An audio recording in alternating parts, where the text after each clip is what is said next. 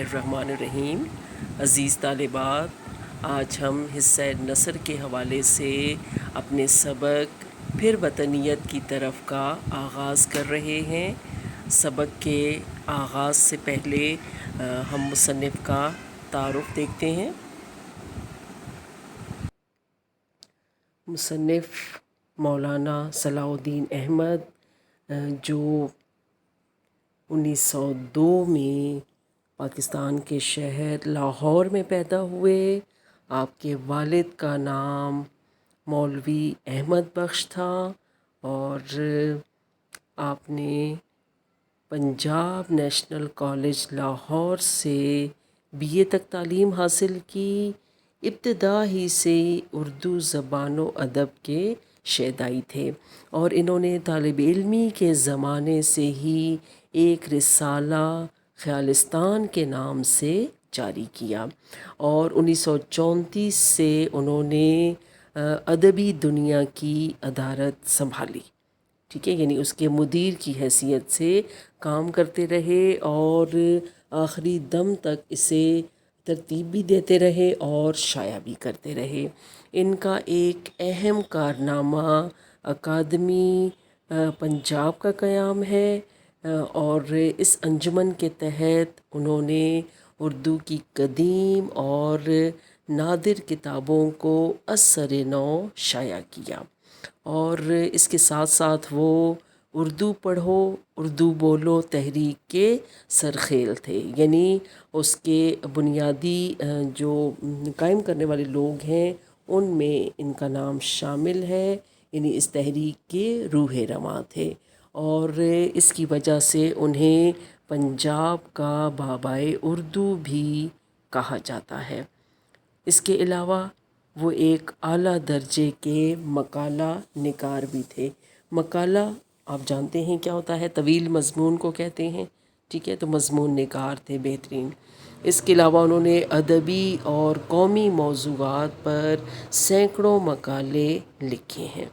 وہ صحت زبان اور آرائش زبان کا بہت خیال رکھتے تھے اور بہت سے ادیبوں نے ادب و تنقید کا فن انہی سے سیکھا اور اس جو رسالہ ہے ادبی دنیا، اس نے بھی بہت سے نوجوان ادیبوں اور شعراء کی رہنمائی کی۔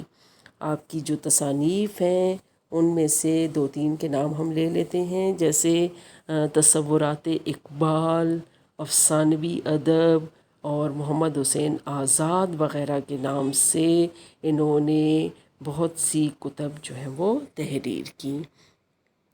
ان کا جو نصاب میں شامل سبق ہے اس کا آغاز کرتے ہیں باقاعدہ۔ جی، پھر وطنیت کی طرف۔ وطنیت کیا ہے؟ سب سے پہلے تو ہمیں یہ دیکھنا ہے کہ وطنیت کیا ہے۔ وطنیت یعنی ایک وطن کا ہونا، زمین کے ایک ٹکڑے کا مالک ہونا۔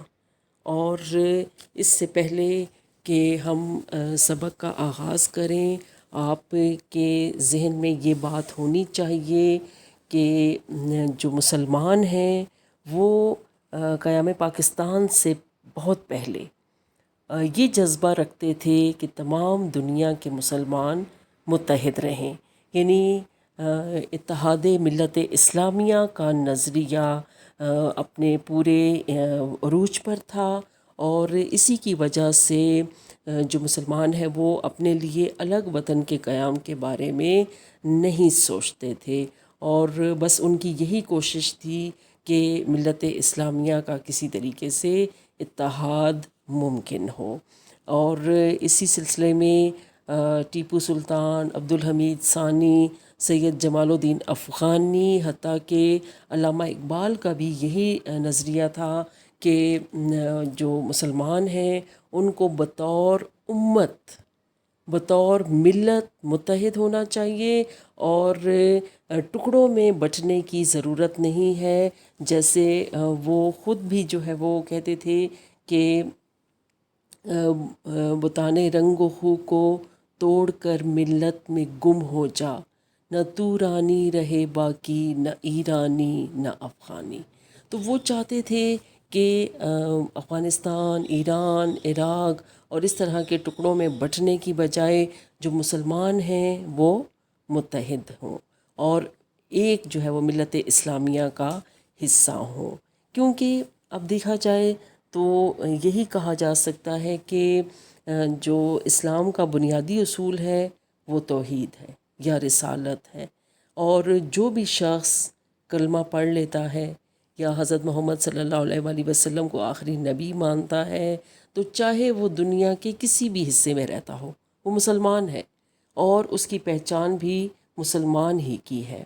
تو اب یہ جو اقبال کے نزدیک اسلام ایک ازلی، ابدی اور عالمگیر نوعیت کا پیغام ہے، تو اس لیے جو ہے اس کو رنگ و نسل سے بالا تر ہونا چاہیے۔ اور علامہ اقبال کے اور ان جیسے جتنے بھی رہنما تھے ان کا یہی تصور تھا جو آفاقی تصور کہلاتا ہے کہ ہر مسلمان کو ملت اسلامیہ کا حصہ ہونا چاہیے، لیکن جیسے جیسے وقت گزرتا گیا دنیا بھر کے مسلمانوں کو ایک جگہ جمع کرنا ممکن نہ رہا، تو انہوں نے پھر اپنے اس نظریے کو تبدیل کیا، اور جیسے آپ سبق کا عنوان دیکھ رہے ہیں کہ پھر وطنیت کی طرف، یعنی علامہ اقبال اور ان جیسے بہت سے رہنماؤں نے پھر اسی وطنیت کے نظریے کو اپنایا اور ان کی جو ہے وہ واپسی ہوئی، جس کو آپ ابھی ہم آگے سبق میں دیکھیں گے کہ جس کو انہوں نے حقیقت پرستانہ رجعت کا نام دیا ہے۔ حقیقت پرستانہ رجعت، یعنی رجعت کا مطلب ہوتا ہے واپسی، تو ایک جو ہے وہ ان کی واپسی ہوئی ہے ایک طرح سے، کہ پہلے وہ ایک نظریہ رکھتے تھے اور اس کے بعد وہ دوسرے نظریے کی طرف پلٹے کہ جو حقیقت پر مبنی تھا اور اس حقیقت سے نظریں نہیں چرائی جا سکتی تھیں۔ چنانچہ علامہ اقبال نے جو تصور پاکستان پیش کیا تو وہ ان کے تصور ملت اسلامیہ سے متضاد تھا، تو اسی لیے جب تصور پاکستان کا نظریہ پیش کیا تو بہت سے لوگوں نے علامہ اقبال کو تنقید کا بھی نشانہ بنایا تھا، لیکن علامہ حق پر تھے، اور اسی وجہ سے پھر مسلمانوں نے قائد اعظم محمد علی جناح کی قیادت میں ایک الگ وطن کے لیے جد و جہد شروع کی۔ تو مجھے امید ہے کہ آپ کو اس پس منظر سے آگاہی ہو چکی ہوگی اور آپ کے لیے جو سبق ہے وہ مشکل نہیں رہے گا۔ ہم آہستہ آہستہ سبق کی طرف چلتے ہیں اور میں وضاحت کرتی ہوں، اگر کسی بات کی سمجھ نہ آئے تو آپ پوچھ سکتے ہیں، بار بار پوچھ سکتے ہیں۔ جی، وطنیت کا نظریہ جس کی طرف ہم نے اشارہ کیا وہ یہی تھا کہ ایک وطن کا، ایک زمین کے ٹکڑے کا ہونا ضروری ہے۔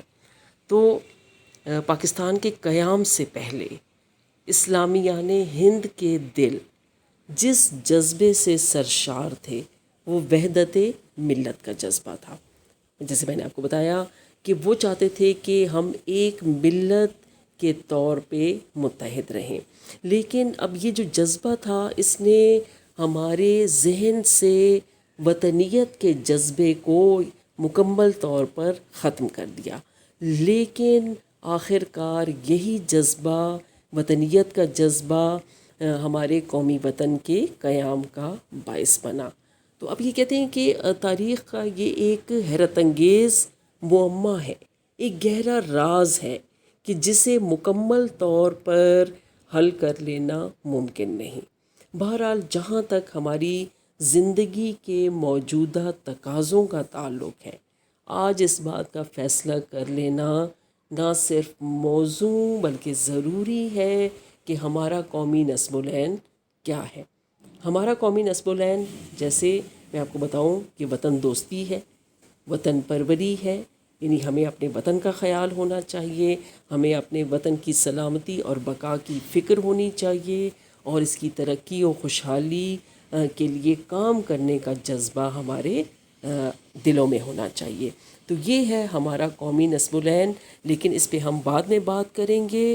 پہلے ہم دیکھتے ہیں کہ آیا اتحاد ملت اسلامیہ اور وطنیت کا جو نظریات ہیں، دونوں نظریات یہ کس طریقے سے ایک دوسرے کے متضاد ہیں، اور آخر کار پھر مسلمانوں کو کس طرح اتحاد ملت اسلامیہ کے نظریے کو ایک طرف رکھ کے اپنے لیے ایک الگ وطن کے قیام کا خیال آیا۔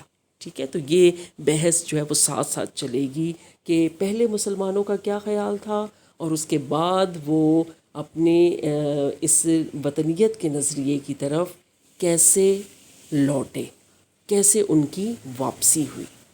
تو مجھے امید ہے کہ پہلا جو پیراگراف ہے وہ آپ کو سمجھ آ گیا ہوگا، کہ اس سے آپ کو جو ہے وہ اندازہ ہونا چاہیے کہ پہلے مسلمان جو ہے وہ وحدت ملت، یعنی ملت کے ایک ہونے کے متعلق سوچتے تھے، لیکن آخر کار وطنیت کے نظریے کی طرف انہیں لوٹنا پڑا۔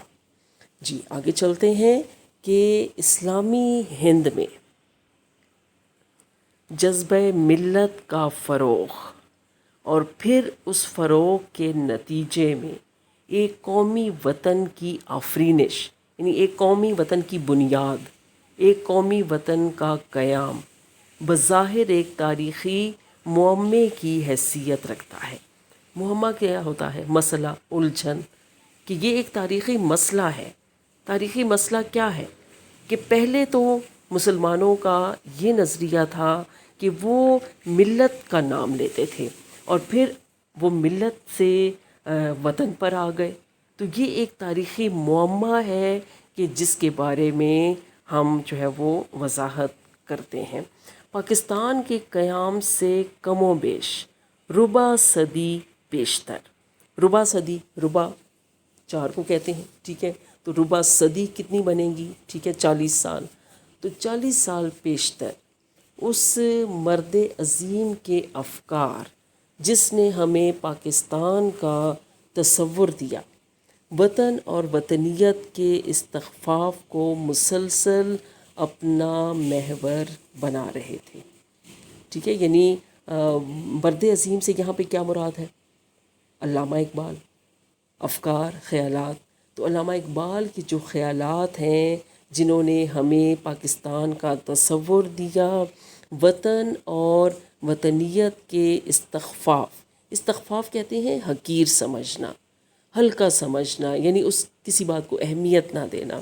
تو اب جو علامہ اقبال ہیں، پہلے وہ امت کی بات کرتے تھے، ملت کی بات کرتے تھے، ملت اسلامیہ کا نام لیتے تھے، لیکن آہستہ آہستہ انہوں نے اپنے افکار کو، اپنے خیالات کو تبدیل کیا، اور وطنیت کے جذبے کو اپنا محور بنایا۔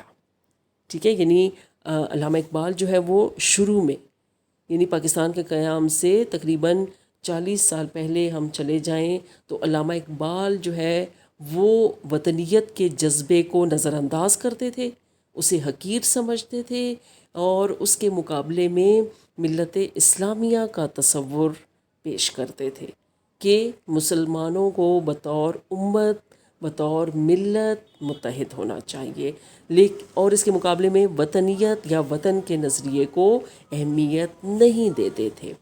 لیکن اچانک جو ہے وہ حالات نے پلٹا کھایا، تو مفکر اسلام نے اپنے شاعرانہ الہامات کی موجودگی میں ایک وقفہ قلیل کے لیے، یعنی تھوڑے سے وقفے کے لیے، مسلمانان ہند کی عملی سیاسیات کی طرف اپنی توجہ مبذول کی۔ تو پھر کیا ہوا؟ انہیں شمال مغربی ہندوستان نے ایک اسلامی وطن کے قیام کی دعوت دی۔ جی آسان الفاظ میں آپ کو بتاتی ہوں کہ پہل جب علامہ اقبال جو ہے وہ سامنے آئے، انہوں نے اپنے افکار و خیالات کا اظہار کیا، تو ان کے خیالات کس چیز پر مبنی تھے؟ وہ وطنیت کے نظریے کو بالکل اہمیت نہیں دیتے تھے، اور ملت اسلامیہ کا ذکر کرتے تھے، اور پھر جو ہے وہ شاعرانہ الہامات، الہام سے کیا مراد ہے؟ یعنی وہ چیزیں جو بظاہر آپ کو جو ہے وہ آپ کے لیے مشکل لگتی ہیں، لیکن چونکہ جو علامہ اقبال ہیں وہ الہامی شاعر تھے، تو انہوں نے جو بھی روحانی حوالے سے سمجھا وہ شاعری میں بیان کر دیا، یا اپنے افکار و خیالات کے ذریعے سے سامنے لے آئے۔ تو شاعرانہ الہامات یعنی وہ باتیں جو ان کے دل میں آتی تھیں وہ انہوں نے بیان کیں، لیکن جیسے جیسے حالات تبدیل ہوتے گئے تو وقت کے تقاضوں کے مطابق انہوں نے اپنے افکار کو، اپنے نظریات کو تبدیل کیا، اور پہلے وہ صرف اپنے خیالات تک محدود رہے، پھر وہ مسلمانوں کی جو سیاست ہے اس میں انہوں نے شمولیت اختیار کی، عملی طور پر سیاست کی طرف آئے، تو انہیں یہ احساس ہوا کہ شمال مغربی ہندوستان، یعنی ہندوستان کا جو شمال مغربی حصہ تھا وہاں پہ مسلمانوں کی ایک کثیر تعداد موجود تھی۔ ٹھیک ہے، میری بات آپ کو سمجھ آ رہی ہے کہ شاعر مشرق جو ہیں انہوں نے جذبات سے افکار کی طرف سفر کیا۔ یعنی پہلے جو ہے جذبات میں وہ کیا کہتے تھے کہ تمام دنیا کے مسلمانوں کو متحد ہونا چاہیے، لیکن پھر آہستہ آہستہ کیا ہوا کہ وہ آ گئے ایک وطن کے نظریے کی طرف، تو انہوں نے اپنے خیالات کو تبدیل کیا۔ اب علامہ اقبال نے جب عملی سیاست میں شرکت کی تو انہیں جو ہے یہ حقیقت نظر آئی کہ ہندوستان کا جو شمال مغربی حصہ ہے جس میں مسلمانوں کی اکثریت ہے، اس پر مشتمل ایک الگ مسلم وطن کا بننا ضروری ہے۔ ٹھیک ہے، اب انہیں جب یہ احساس ہوا تو انہوں نے تصور پاکستان پیش کیا۔ اب مصنف جو ہے وہ اپنی بات کر رہے ہیں کہ یہاں میں اس بحث کو چھیڑنا نہیں چاہتا کہ یہ دعوت جمرود سے لے کر راز کماری تک تمام اسلامیان ہند کے لیے تھی، یا صرف انہی اقطاع کے باشندوں کے لیے جو دریائے سندھ سے لے کر دریائے جمنا تک آباد تھے۔ یعنی اب مصنف جو ہے وہ یہ کہتے ہیں کہ میں اس بات کو یا اس بحث کو نہیں چھیڑتا کہ آیا علامہ اقبال کا کیا خیال تھا، ٹھیک ہے، کہ آیا انہوں نے جو یہ اسلامی وطن کے قیام کی جو دعوت تھی وہ جمرود سے لے کر راز کماری تک تھی، یا انہی علاقوں تک محدود تھی کہ جو دریائے سندھ سے لے کر دریائے جمنا تک آباد تھے۔ اب آپ کو میں بتا دوں کہ جمرود جو ہے وہ کیا ہے۔ جمرود خیبر ایجنسی کا ایک حصہ ہے، اور پشاور اور لنڈی کوتل کے درمیان یہ علاقہ واقع ہے۔ ٹھیک ہے جی، خیبر ایجنسی کا حصہ، اور جمرود سے لے کر راز کماری۔ اب راز کماری جو ہے وہ ہندوستان کے جنوب میں سری لنکا کی سرحد کے پاس ایک جزیرہ ہے۔ ٹھیک ہے، تو وہ یہ کہتے ہیں کہ کیا جو تصور پاکستان اقبال کے ذہن میں تھا، کیا وہ علاقے جمرود سے لے کر راز کماری تک مشتمل تھے، یا ان کا جو تعلق تھا یعنی اس سے جو وطن وہ چاہتے تھے اس کی سرحدیں کیا دریائے سندھ سے لے کر دریائے جمنا تک تھیں، یا جمرود سے راز کماری تک تھیں؟ تو وہ یہ کہتے ہیں کہ میں اس بحث میں پڑھنا نہیں چاہتا، کیونکہ اس وقت تو صرف ایک تصور تھا، عملی طور پر تو کچھ بھی نہیں تھا۔ ایک وطن کا قیام تو اس وقت ایک خواب تھا، ابھی تو صرف تصورات کی باتیں ہو رہی تھیں۔ اقطاع جو ہے وہ ایک لفظ آپ کے لیے اجنبی ہوگا۔ اقطاع قطعے کی جمع ہے، قطع ٹکڑے کو کہتے ہیں۔ یعنی میں جو ہے وہ یہ نہیں جان سکا کہ آیا جو اسلامی وطن کے قیام کی جو دعوت تھی وہ اسی ٹکڑے کے لیے تھی کہ جو دریائے سندھ سے لے کر دریائے جمنا تک تھا۔ جی، دریائے جمنا آپ نے نام سن رکھا ہوگا کہ ہندوستان کے دو مشہور دریا ہیں، گنگا اور جمنا، ٹھیک ہے، تو اسی دریائے جمنا کی بات ہو رہی ہے۔ اچھا، اور وہ خواب جسے ٹیپو سلطان نے بھی دیکھا اور عبدالحمید ثانی نے بھی، جمال الدین افغانی نے بھی دیکھا، اور خود مفکر اسلام علامہ اقبال رحمۃ اللہ علیہ نے بھی، تو کس کا خواب شرمندہ تعبیر ہونے والا تھا؟ اب دیکھیں کہ جیسے میں نے پہلے آپ کو بتایا کہ وہ خواب کون سا خواب، یعنی اتحاد ملت اسلامیہ کا خواب، جو ٹیپو سلطان، عبدالحمید ثانی، جمال الدین افغانی اور علامہ اقبال نے دیکھا، لیکن علامہ اقبال نے وقت کے تقاضوں کے تحت اپنے اس خواب میں تھوڑی سی تبدیلی کی، اور انہوں نے پھر وطن کا تصور پیش کیا۔ مجھے امید ہے کہ یہ بات آپ کو سمجھ آ رہی ہوگی کہ پہلے جو یہ رہنما تھے یہ ملت کا اتحاد چاہتے تھے، لیکن پھر جو بدلتے وقت کے ساتھ ساتھ علامہ اقبال نے پھر وطنیت کے نظریے کو اپنایا، اور اس طرح سے پاکستان قائم ہوا۔ اچھا، یہ بات جو ہے وہ آپ کو سمجھ آ گئی، تو اب ہم دیکھ لیتے ہیں کہ یہ جو 3 شخصیات کے نام آئے ہیں یہ کون تھے۔ مختصراً میں آپ کو بتاتی ہوں کہ ٹیپو سلطان، آپ نے ان کا جو ہے وہ مشہور قول سن رکھا ہوگا کہ شیر کی ایک دن کی زندگی گیدڑ کی 100 سالہ زندگی سے بہتر ہے۔ تو یہ جو ہے وہ میسور کی سلطنت، یعنی ہندوستان کا ہی ایک صوبہ یا سلطنت تھی، سلطنت میسور، تو اس کے سلطان تھے۔ پہلے یہ ریاست حیدر علی کے پاس تھی، پھر ان کی وفات کے بعد سلطان ٹیپو نے اس کی جو ہے وہ حکمرانی سنبھالی، اور 1782 یعنی 1782 سے لے کر 1799 تک انہوں نے حکومت کی۔ اور پہلے تو اس کو میسور کا نام دیا جاتا تھا، آج کل اسے کرناٹک کہا جاتا ہے، یعنی نام جو ہے وہ تبدیل کر دیا گیا ہے۔ تو 1799 میں یہ بڑی بہادری سے لڑتے ہوئے شہید ہوئے، انگریزوں سے ان کا مقابلہ ہوا تھا۔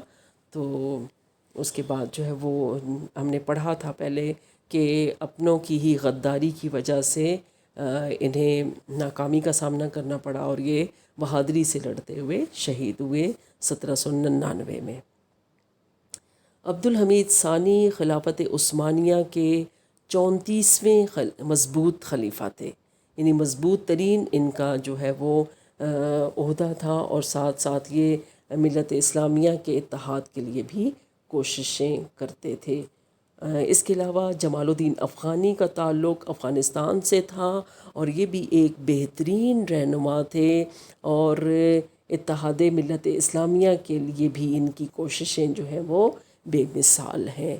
اور مفکر اسلام علامہ اقبال کے بارے میں تو آپ جانتے ہی ہیں کہ کس طریقے سے انہوں نے تصور پاکستان پیش کیا۔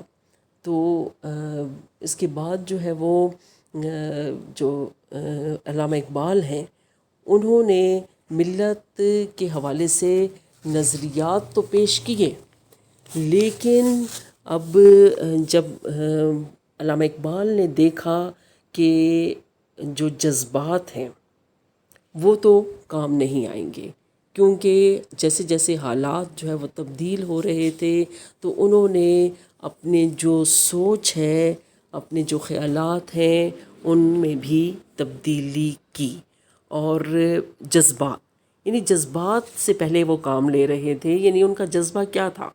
وہ صرف سوچتے تھے کہ کسی طریقے سے دنیا کا ایک ایک مسلمان اتحاد ملت اسلامیہ کے پرچم تلے جمع ہو جائے، لیکن پھر حقیقت جو ہے وہ اس کا سامنا کیا، تو انہیں اپنے خیالات میں تبدیلی کرنی پڑی، چنانچہ وہ سوچنے لگے کہ ایک الگ وطن کی بنیادیں اور اس کی تشکیل جو ہے وہ ضروری ہے۔ اس سے میں نے آپ کو جو ہے وہ مختصراً تو اس پیراگراف کے متعلق بتایا، ہم جو ہے وہ دیکھ لیتے ہیں کہ کس طرح مثالوں کے ذریعے سے مصنف نے اپنی یہ بات کہی ہے۔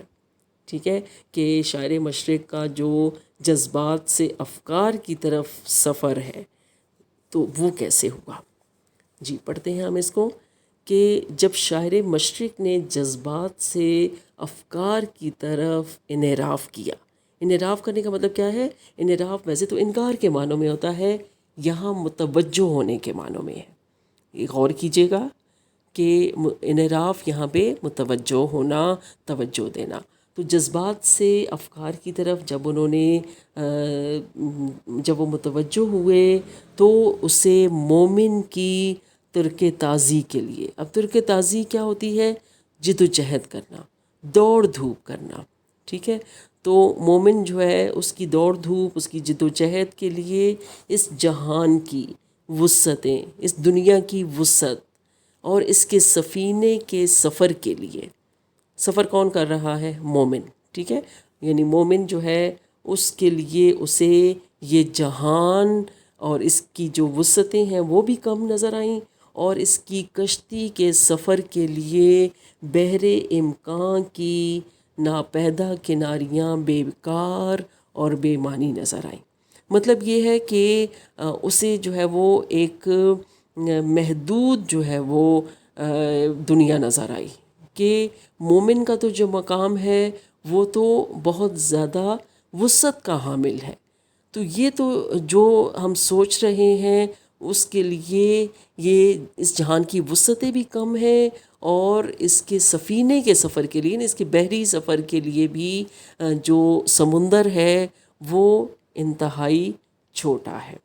تو اب جو ہے وہ اس کا جو آسان مطلب ہے وہ کیا ہوگا کہ جو مسلمان ہیں ان کو جو ہے وہ اپنے لیے ایک الگ وطن کی سخت ضرورت تھی. اس کے لیے جو ہے وہ آپ جتنی بھی دیکھیں، پہلے وہ اتحاد ملت اسلامیہ کے لیے کوشش کرتے رہے، اب وہ سفر انہیں ایک طرح سے بے معنی نظر آ رہا تھا، کیونکہ وہ جتنی بھی دوڑ دھوپ کر لیتے تو آپ جو ہے وہ ملت اسلامیہ کا اتحاد ممکن نہیں بنا سکتے تھے. اس کے لیے یہ کام ہو سکتا ہے، یہ کام ناممکن نہیں تھا، لیکن اس کے لیے سب سے پہلے ایک زمین کے ٹکڑے کی ضرورت تھی، ایک وطن کی ضرورت تھی. کیونکہ ایک وطن ہوتا تو وہاں پہ آپ بیٹھ کر اپنی جو سوچ ہے، اپنے جو خیالات ہیں اس کو بہتر طریقے سے عملی صورت دے سکتے تھے. کیونکہ ہندوستان، یا ہندوستان کی بجائے آپ بر صغیر کا نام لیں تو بر صغیر جو ہے اس میں مسلمانوں کی حیثیت بہت کمزور تھی. ٹھیک ہے، مسلمانوں کی جو حیثیت ہے وہ بہت کمزور تھی، اور وہاں پہ وہ اپنی جو سوچ ہے اس کو عملی جامہ نہیں پہنا سکتے تھے. تو لا محالہ انہیں ایک وطن کی، ایک زمین کے ٹکڑے کی ضرورت تھی. اور آخر کار اقبال کو اس حقیقت سے آشنائی ہوئی، اور انہوں نے اپنے تاریخی خطبے میں مسلمانوں کو اس ملک کے شمال مغربی کونے میں، پہلے بات ہوئی ہے شمال مغربی حصہ، ہندوستان کا جو شمال مغربی حصہ ہے اس میں ایک قومی وطن کی تاسیس و تشکیل کی دعوت دی. تاسیس و تشکیل، بنیاد ڈالنا. ٹھیک ہے، قائم کرنا یا بنیاد ڈالنا. تو تاریخی خطبہ کون سا ہے؟ خطبہ الہ آباد کی بات ہو رہی ہے.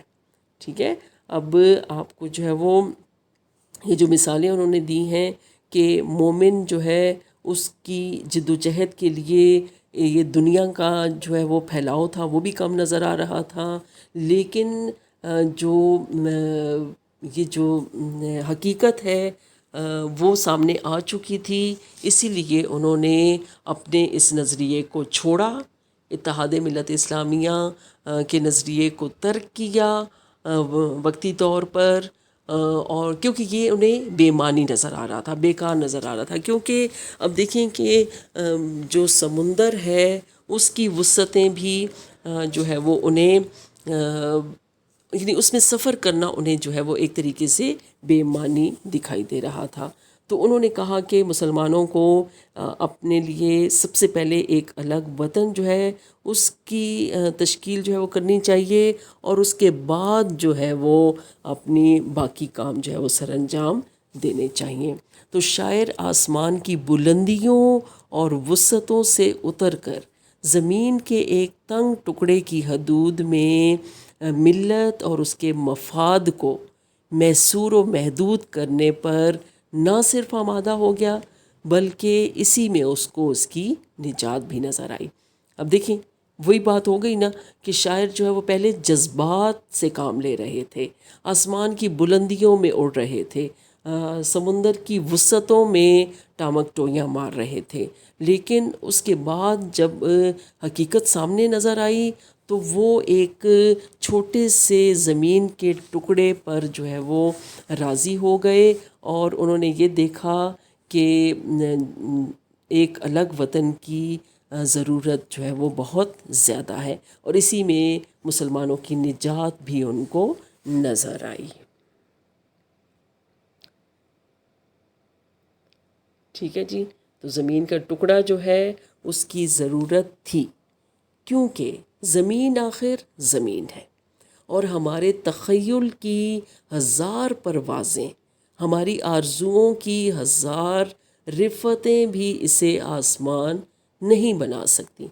تخیل کی ہزار پروازیں کا مطلب کیا ہے؟ یعنی ہم جتنا بھی سوچ لیں، جتنے بھی خیالات اپنے ذہن میں لے آئیں، یا جتنی بھی خواہشات کر لیں، ہماری کتنی ہی بڑی بڑی خواہشات کیوں نہ ہوں، ہم زمین کو جو ہے وہ آسمان نہیں بنا سکتے۔ ٹھیک ہے، تو حقیقت کی دنیا میں ہمیں آسمان سے زیادہ زمین کی ضرورت ہے۔ یہی بات ہے نا کہ ہم جو ہے وہ ہمیں رہنا تو زمین پر ہی ہے، تو ہمیں زمین کے ٹکڑے کی ضرورت تھی تاکہ آسمان کی بادشاہت زمین پر قائم ہو۔ کیسے؟ کہ ہم چونکہ اسلام کی بنیاد پر ایک وطن چاہتے تھے، تو ہم جو ہے وہ اس میں یہی کوشش کرتے کہ یہاں پہ اللہ تعالیٰ کی رضا کے مطابق اللہ تعالیٰ کے احکامات کو جاری و ساری کریں، اور آزادی سے اسلام کے اصولوں پہ کاربند ہوں، اور اللہ تعالیٰ کی اس زمین پر اس کے جو فرما بردار بندے ہیں متصرف ہو کر اسے اپنا وطن بنائیں، متصرف ہو کر۔ ٹھیک ہے، صرف استعمال کرنا ہوتا ہے۔ اب یہاں پہ متصرف ہو کر اسے اپنا وطن بنائیں سے کیا مراد ہے کہ آزاد ہو کر ہر طریقے سے جو ہے وہ غلامی سے نجات حاصل کر کے اپنی جو صلاحیتیں ہیں اس کو بہترین استعمال میں لائیں، اور یہاں پہ اللہ تعالیٰ کے احکامات کو جاری و ساری کریں، اور اس وطن کی حفاظت میں اگر ضرورت پڑے تو اپنی جانیں، اپنا مال اور اپنی اولاد قربان کر دیں۔ ٹھیک ہے، تو زمین کے ٹکڑے کی ہمیں بہت زیادہ ضرورت تھی۔ اب اقبال نے جب ہمیں پاکستان کا تصور دیا تو یہ ان کے تصور ملت سے کوئی تعلق نہیں رکھتا تھا۔ جیسے میں نے پہلے آپ کو جو ہے وہ بتایا پس منظر میں کہ تصور ملت جو آفاق گیر تھا، آفاق گیر تصور ملت سے کیا مراد ہے؟ یعنی پوری دنیا کے مسلمان ایک ملت کی صورت میں متحد ہوں۔ تو یہ جو ان کا نظریہ تھا آفاقی تصور ملت کا نظریہ، وہ ان کے تصور پاکستان کے نظریے سے کوئی نسبت نہیں رکھتا تھا۔ لیکن ان کی جو واپسی ہوئی ہے، رجت جو واپسی ہوئی ہے، وہ ایک حقیقت پرستانہ رجت تھی۔ اب ان کی جو واپسی ہوئی ہے نا، اب دیکھیں پھر آپ کو جو ہے وہ عنوان کی طرف توجہ دینی پڑے گی، پھر وطنیت کی طرف۔ تو ان کی جو علامہ اقبال کی جو واپسی ہوئی ہے، یعنی تصور ملت سے تصور پاکستان کی طرف واپسی، وہ ایک حقیقت پر مبنی بات تھی۔ یعنی اس میں کسی قسم کا کوئی شک و شبہ نہیں ہونا چاہیے کہ اقبال نے جو کچھ سوچا وہ ان کی بڑائی تھی۔ یہ بات ان کی عظمت کی نشاندہی کرتی ہے کہ ہم میں سے کتنے ہی لوگ ہیں کہ جو ایک نظریہ پیش کرتے ہیں تو اس پر ڈٹ جاتے ہیں، اور ہمیں جو ہے وہ یہ بات محسوس بھی ہو رہی ہوتی ہے کہ ہماری بات جو ہے وہ سچ پر مبنی نہیں ہے، دوسرے کی بات ٹھیک ہے، لیکن ہم ہٹ درمی کا مظاہرہ کرتے ہیں، ہم اپنی ہی بات پر جو ہے وہ اڑے رہتے ہیں۔ لیکن یہ الہامی شاعر علامہ اقبال کی شخصیت تھی کہ جنہوں نے پہلے تو تصور ملت کا نظریہ پیش کیا، لیکن انہیں اندازہ ہو چکا تھا کہ یہ بر صغیر کے مسلمانوں کے ساتھ ایک طرح سے ظلم و زیادتی ہوگی کہ اگر ایک وطن کا تصور نہ پیش کیا جائے یا ایک وطن کے قیام کے لیے کوشش نہ کی جائے۔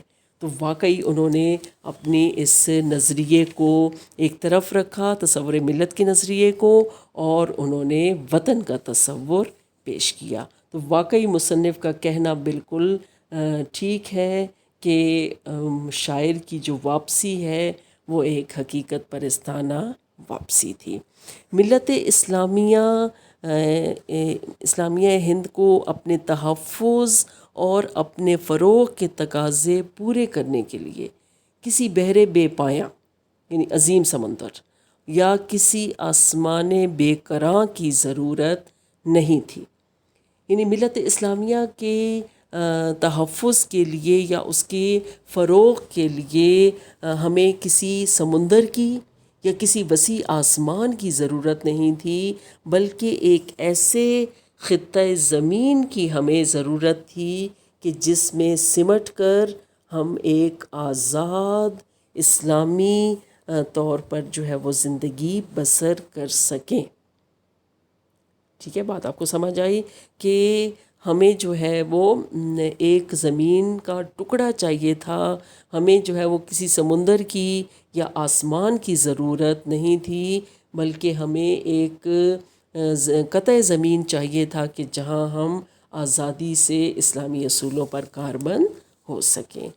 جی، تو مزید جو ہے وہ مصنف کیا کہتے ہیں کہ اللہ تعالیٰ کے کرم سے، اس کے فضل سے ہماری یہ ضرورت ایک حد تک پوری ہوئی، اور اس بحث میں جانا بیکار ہے کہ ہم میں سے کتنے لوگ جو ہیں وہ اس نعمت عظمیٰ سے بہرہ مند ہوئے۔ یعنی نعمت عظمیٰ سے مراد کیا ہے؟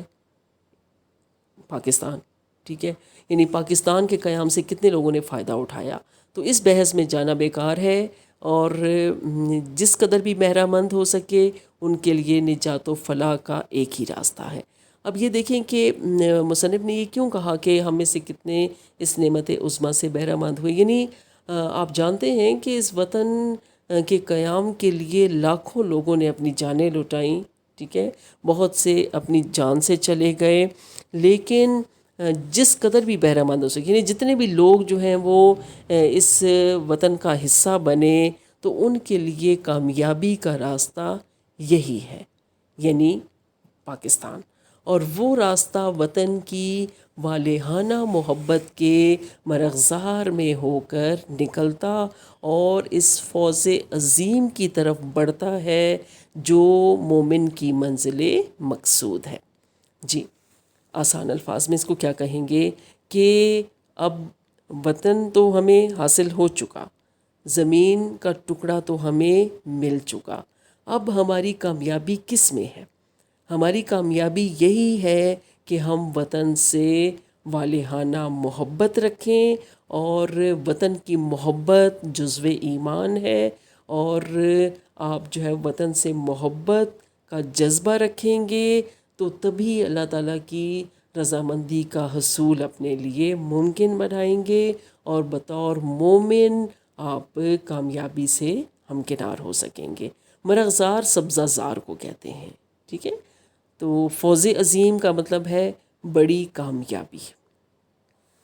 جی، وطن کا تو حصول ہم نے ممکن بنا لیا جب اپنے ملی مفاد کی حفاظت اور اپنے ملی مقاصد کے فروغ کے لیے ہم نے ایک وطن حاصل کر لیا ہے، ٹھیک ہے، ہم نے کسی بھی طریقے سے کتنی ہی قربانیاں دے کر اپنے بزرگوں کی بھرپور جد و جہد کے نتیجے میں اپنے وطن تو حاصل کر لیا، خواہ وہ ہم سب کے لیے کافی ہے یا ناکافی، تو منطقی طور پر ہمارے لیے یہ لازم ہو جاتا ہے۔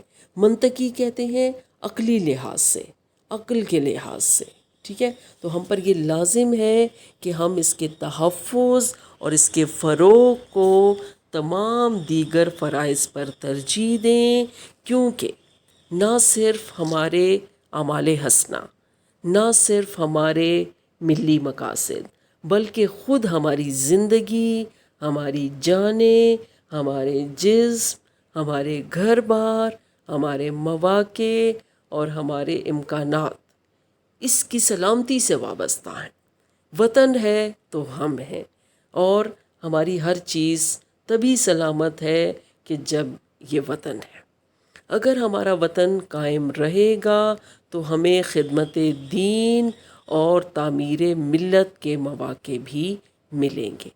اب دیکھیں کہ وطن سلامت ہے تو تبھی ہمیں اپنے دین کی خدمت کا بھی موقع ملے گا، تبھی ہمیں ملت اسلامیہ کی تعمیر اور اس کی ترقی کا بھی موقع ملے گا۔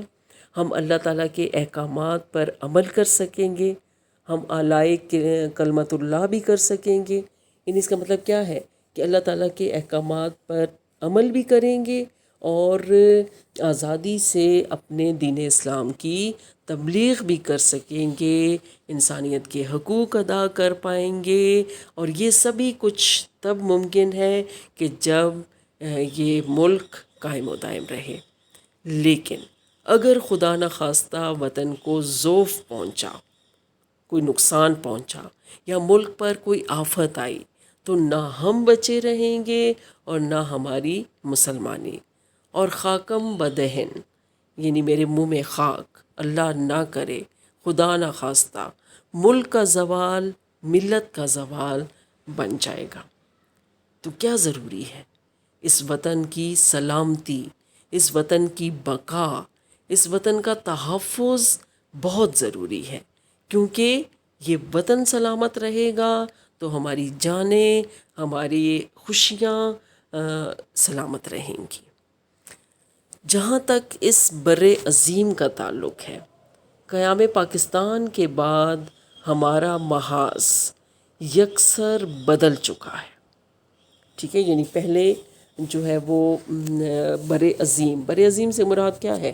بر صغیر، ٹھیک ہے؟ تو اب جو ہے وہ چونکہ قیام پاکستان عمل میں آ گیا تو ہمارا جو محاذ ہے وہ تبدیل ہو چکا ہے۔ یعنی اب ہماری کوششیں جو ہے وہ ان کا رخ تبدیل ہو چکا ہے۔ اب وطن اور ملت کے مفاد متضاد نہیں رہے بلکہ ہم آہنگ ہو چکے ہیں۔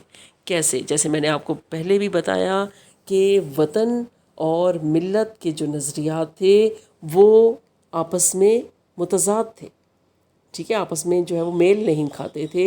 ملت کا نظریہ، اتحاد ملت کا نظریہ اور تھا، اور وطن کا نظریہ یا قیام وطن کا نظریہ جو ہے وہ اور تھا۔ تو یہ دونوں نظریات پہلے جو ہے وہ الگ تب تھے کہ جب بر صغیر قائم تھا، لیکن اب جو ہے وہ بر صغیر تقسیم ہو چکا ہے۔ تو اب یہ جو دونوں نظریات ہیں، وطن اور ملت کے نظریات، ان کے مفادات، یہ بھی آپس میں ایک ہو چکے ہیں۔ ایک کا فروغ دوسرے کی ترقی کا ضامن ہو چکا ہے، کیونکہ اب ہم ایک وطن کا حصہ ہیں، اور اس وطن میں رہتے ہوئے ہم اپنی ملت کے لیے، ملت اسلامیہ کے لیے بھرپور کوششیں کر سکتے ہیں۔ اب یہ ہے کہ ہم پر ایک نئی ذمہ داری بھی عائد ہو چکی ہے، اور وہ ہے 1 کروڑ غیر مسلم پاکستانیوں کی ذمہ داری۔ ظاہر ہے کہ قیام پاکستان میں انہوں نے کسی قسم کا کوئی حصہ نہیں لیا، نہ ہی انہوں نے کسی قسم کی خواہش کی، کوئی آرزو نہیں تھی انہیں کہ ہم ایک الگ وطن کا حصہ بنیں، لیکن وہ خود بخود اس پاکستان کے حصے میں آ گئے۔ اب انہیں مفید شہری بنانے کے لیے اور ان کے درمیان ہم آہنگی اور اتحاد پیدا کرنے کے لیے، انہیں ہم مقصد بنانے کے لیے یہ ضروری ہے کہ ہمارے سامنے ایک مشترکہ نصب العین ہو. اور وہ نصب العین کیا ہے؟ وہ نصب العین ایسا ہے کہ جس سے ہم انکار نہیں کر سکتے، اور ظاہر ہے کہ یہ نصب العین وطن پروری اور وطن دوستی ہے، کہ ہم اپنے وطن سے محبت کا جذبہ بھی رکھیں اور اس وطن کے لیے کام کریں. ہم جو ہے اس وطن کو ہی اپنا سب کچھ سمجھیں اور اپنے ذاتی مفاد پر اس کے قومی مفاد کو ترجیح دیں.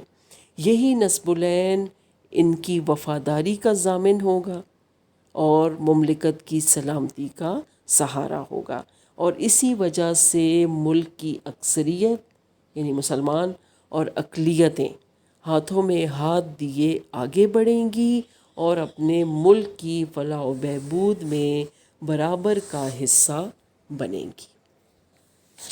اس سلسلے میں شاعر اسلام کی آرزو کیا رہی ہے؟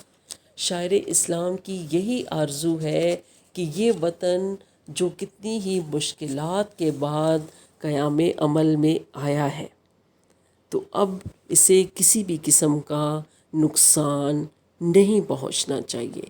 اور ہم اس شاعر اسلام کی آرزو کو پورا کرنے کے لیے ہمیشہ ہر دم تیار رہیں گے.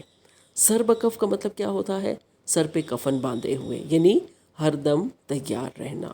تو ہم شاعر اسلام علامہ اقبال کی اس آرزو کو پورا کرنے کے لیے بھرپور کوشش کریں گے. اور ان کی یہ آرزو کیا تھی؟ ایک ہوں مسلم حرم کی پاسبانی کے لیے، ایک ہوں مسلم حرم کی پاسبانی کے لیے، نیل کے ساحل سے لے کر تا بخاک کاشغر.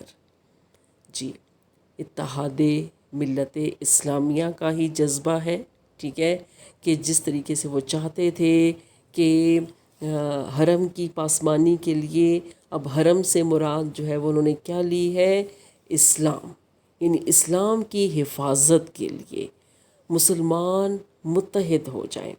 اور اس کے لیے انہوں نے مثال کیا دی ہے کہ نیل کے ساحل سے لے کر کاشغر تک جتنے بھی مسلمان ہیں وہ سب متحد ہوں، وہ سب اکٹھے ہوں. نیل، دریائے نیل مراد ہے، جو مصر میں واقع ہے، بر اعظم افریقہ میں ہے، اور دنیا کا طویل ترین دریا کہلاتا ہے.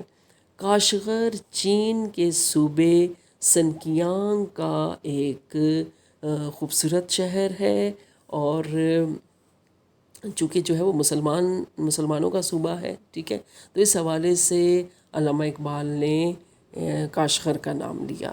تو آپ جانتے ہیں کہ اقبال مسلمانوں کے اتحاد کے لیے ہمہ وقت کوشاں رہتے تھے، اسی لیے یہ شعر بھی ان کے اسی جذبے کی بھرپور نمائندگی کر رہا ہے کہ کاش ایسا ہو کہ مسلمان ملت اسلامیہ کا حصہ بن کر رہیں.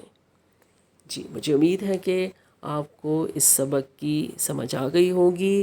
کچھ پوائنٹس ایسے ہیں کہ جو تشریح طلب ہیں، اگر آپ کو پھر بھی سمجھ نہ آئیں تو آپ جو ہے وہ ضرور پوچھ سکتے ہیں، لیکن اگر آپ کو پس منظر اچھے طریقے سے سمجھ آ گیا تو پھر یہ سبق آپ کے لیے مشکل نہیں رہے گا، کیونکہ اس میں دو نظریات کا ذکر ہے. ایک نظریہ ملت اسلامیہ کا نظریہ، اتحاد ملت اسلامیہ کا نظریہ، اور دوسرا ہے وطنیت کا نظریہ، ٹھیک ہے. تو یہ دونوں نظریات متصادم تھے، لیکن قیام پاکستان کے بعد اب یہ دونوں نظریات آپ سمجھیں کہ ایک ہی نظریہ بن چکے ہیں. تو آپ جو ہے وہ سبق کے آغاز میں پس منظر کو غور سے سنیے گا، تبھی آپ کو اس سبق کو سمجھنے میں آسانی ہوگی. جی، اس کے لیے جو ہے وہ تفویض کار، مجھے امید ہے کہ آپ اس قابل ہوں گے کہ سوالات کے جوابات دے سکیں. تو مختصر جواب دینے ہیں آپ نے۔ سوال نمبر 1 ہے ہمارے پاس کہ پاکستان کے قیام سے پہلے اسلامیان ہند کے دل کس جذبے سے سرشار تھے؟ نمبر 2 ہے قومی نصب العین کے حصول کا سیدھا راستہ کون سا ہے؟ نمبر 3 ہے پاکستان کا قیام برصغیر کے مسلمانوں کے لیے کیوں ضروری تھا؟ سوال نمبر 4 بقول مصنف آزاد وطن کے حصول کے بعد ہم پر کیا لازم ہے؟ نمبر 5 ٹیپو سلطان اور علامہ اقبال وغیرہ کس مشترک تصور کے مبلغ تھے؟ جی ان سوالات کے جوابات آپ نے دینے ہیں۔ جی عزیز طالبات، ہم اپنے اس لیکچر کا یہیں پہ اختتام کرتے ہیں۔ بہت شکریہ۔